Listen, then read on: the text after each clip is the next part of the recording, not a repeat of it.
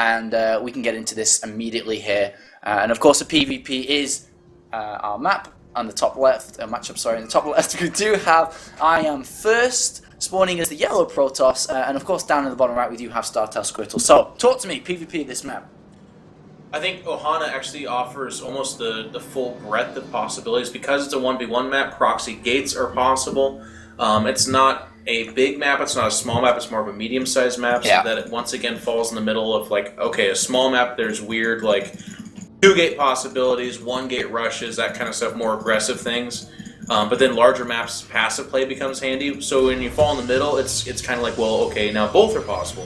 The other thing here, too, is the natural is a really cramped space. There's a not a very, but a fairly small ramp as far as these maps go, leading to the natural. Then there's back rocks, which add kind of a weird flavor to that, like if you're not paying attention, or if your opponent just has really high DPS, they can crack that down and somehow get around for a better angle. It's not the best Blink Stalker map, but it's also not out of the question. There is space alongside the main, albeit over kind of a ridge, which again kind of creates that weird blinking situation where you can't do a mass blink over, but you can do a chain blink over. You can kind of do the blink and run it as So, like I said, this map actually kind of has the full gambit of possibilities, and you'll notice here, neither of them are scouting just yet. It's become more in fashion to scout either at Cybernetics Core or not at all. And I do think that it was Squirtle that was actually scouting at Cybernetics Core in the last PvP series. I mean, there's no really reason to go that early on, is there? I mean, as long as you're comfortable to deal with any, proxy gateways, which, very comfortable with it. Their control is spectacular, and they know how to deal with it. But and also the likelihood of that happening is pretty low too. But yeah, I mean, what are you really going to go in there? For example, if you're in one of their bases now, what are you really looking at? The Cybercore going down, no second gas. You already know what's there. So we are going to have a Cybercore scout from, of course, first, and then after by Squirtle. Yeah, and like I said, it's kind of interesting because you'll notice they both aren't going out of their way to check proxy locations inside their main or out. And I find that very, very curious because while they are saving money, and to your point, what are they really going to see if they scout later as opposed to earlier? While both those things are valid and good for their build, they are taking a gambit, and that is that if you do late scout, you're more susceptible to a proxy gate strategy. So they're just kind of basically both saying, well, if I do get proxy gated, so be it. If I don't, I'm going to come out a little bit ahead. That's the gambit they're both taking. And we do have 2 gateways coming down for the fight first. I do like the 2 gateway build, though there is going to be a lot of gas banked up, so it's not really a 2 gateway, and especially with 3 in gas as well. And each usually you can go and change it up a little bit, and I think that's one of the great evolving things we're seeing in StarCraft right now, is the way that people use their gas. Not like I'm either 0 or either 3. There's actually 1, there's 2, there's 3. There's a lot of different variety with it.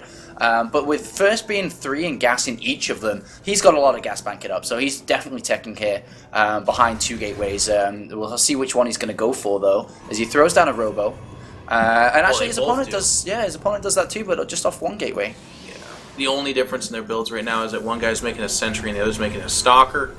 A little bit of a fake aggression coming out of Squirtle. That probe would normally signify the intention to 4-gate, but as we can see here, with our perfect caster information, we know that that is not the case, but if you kind of create the perception that that is what you're going to do... Is anybody freaking out? Is anybody accepting that? No, it doesn't look like it. I mean, everything's business as usual for him. If he was freaking out, we'd be seeing something like perhaps more Chrono Boost, not on Warp Gate, but on the actual gateways themselves. Squirtle, on the other hand, has 1 gateway. This very well could be a build we're starting to see more often, which is a 1 robo 4-gate Colossus push. You only make 1 Colossus with no range to trample force fields, and then you get out 2 Immortals. But with Observer first here, I'm not sure if he's going to do that. It looks like he might be expanding. Yeah, 1 gate robo expand here versus First, who's gone for an Immortal here. So First is playing very defensive, playing very safe, playing very tight to his chest here, but Squirtle's just opened up, he's doing whatever, he's expanding no matter what, and will grab an Immortal. So both of them will be in the same location, but unfortunately, no, hold that thought. Look at that Robo Bait going down. So we are going to have that. I mean, it could actually, if he's going for an Immortal, let's see if he cues another Immortal out. I don't know what's going on in this house, but it's actually going insane. Someone better be dying back there. He may be going for Warp Prism speed and a Warp Prism. He might be. But like you said, it may not be as well. And it depends if he gets a second Immortal, I suppose. He might be. With that 3rd gateway, he's going to want to I mean, he's going to have to do some kind of one-base timing. If this was like a one-gate robo with two immortals, you can switch out of that. Even if it's 2-gate, there's a chance. Yeah, there's the 4th gate for our yellow. So does he build a Colossus next immediately after this? He does. It can't. I really don't think it's the Warp Prism. The Warp Prism is it's like a cheat. You're depending on fewer gateways and the mobility of that attack, so that you can use that money that you'd otherwise be spending on a 3rd and 4th gateway to make a faster Nexus. And does he wait for 2 Colossus? Nope, just 1. Just 1, and then go. Alright, so 4 gateway, 2 immortal, 1 Colossus build here, compared to...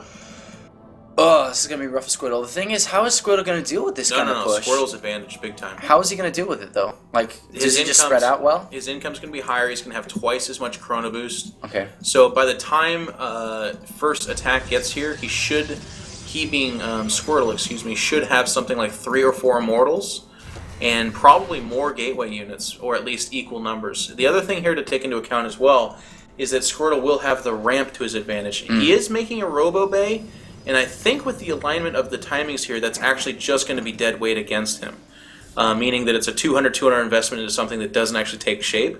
If he also tries to queue up a Colossus, that's 6 supply and a lot of money tied up in something that won't help with the initial attack. Yeah. But that's if the timings go as they look like they will.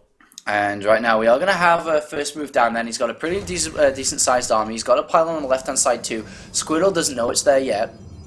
And his Sentry and 2 Zealots being whooped in too. And the first Colossus is trying to get Chrono Boosted out here. If he goes for right now, he will get in there at the sweet time before. If first attacks, but way before that, he's going to crush it.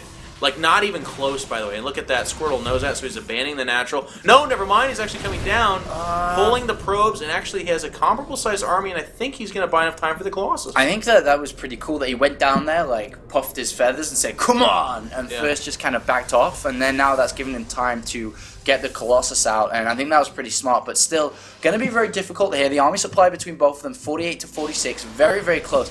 Sacrificing the natural, just giving it up here. Yeah, alright, so let's say first kills it. What now? Does he just go back and expand himself? He should. It's a reset. He's going up the ramp. He has to. Okay. He got to look at it. He has to know he can't fight that. He has to.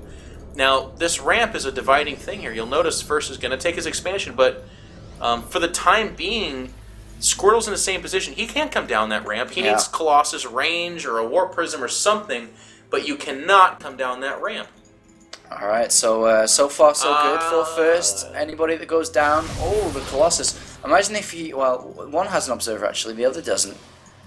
But not so spread out is First, but he is getting another Colossus, and that is Squirtle. No Thermal Lance being researched, can't afford it. It's just going to opt for the second Colossus instead, and will try to power his way down, I guess, just try and go for it, but it's going to be very difficult. Of course, with that Thermal Lance, the Immortals could easily target down the Colossus if it does go down to stample on the Force Fields, for example, but it looks like he's going to return.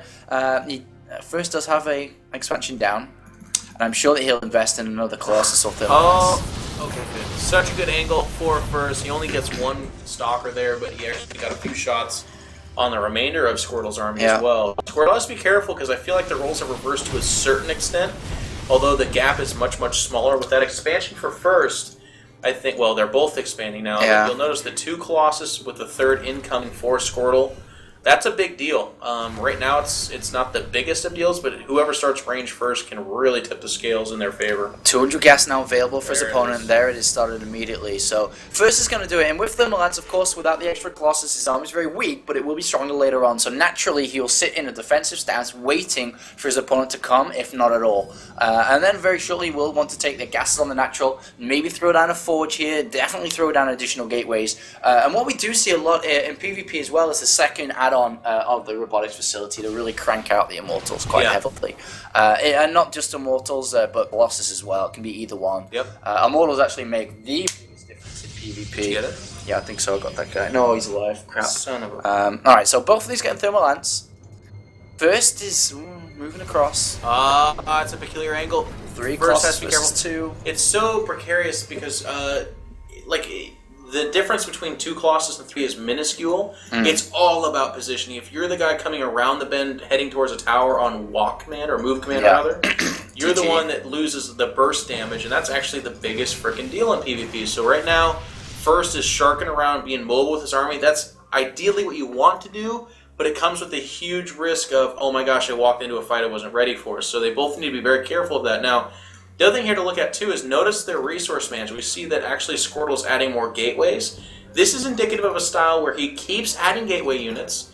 He chrono boosts out Colossus off one robo, but he hits a timing. This is not the macro style. In fact, I wouldn't be surprised if he didn't take his gas, if he built very few extra probes and instead... He's at 34 probes, yeah. I think he might be hitting a timing here. Yeah, absolutely. His opponent might be thinking, oh, okay, we're going to slink down in the macro game. There's the second robo. He's still building probes. He's working on the rocks. He very much so thinks this is a normal game when it turns out Squirtle has murder on the base. So right now, his timing is going to be before the second robotics facility starts kicking in. Other than that, he'll run out. There'll be too many units down. There's 2 Colossus right now for first, but on the other hand, there's 4. So right now, his window is now, and he has to do that now. Of course, if the second robotics facility comes down, extra set of Colossus, goodbye, good game. But right now, timing open. There's the aggressive pylon thrown down. Jeff nailing this on the head. Yeah.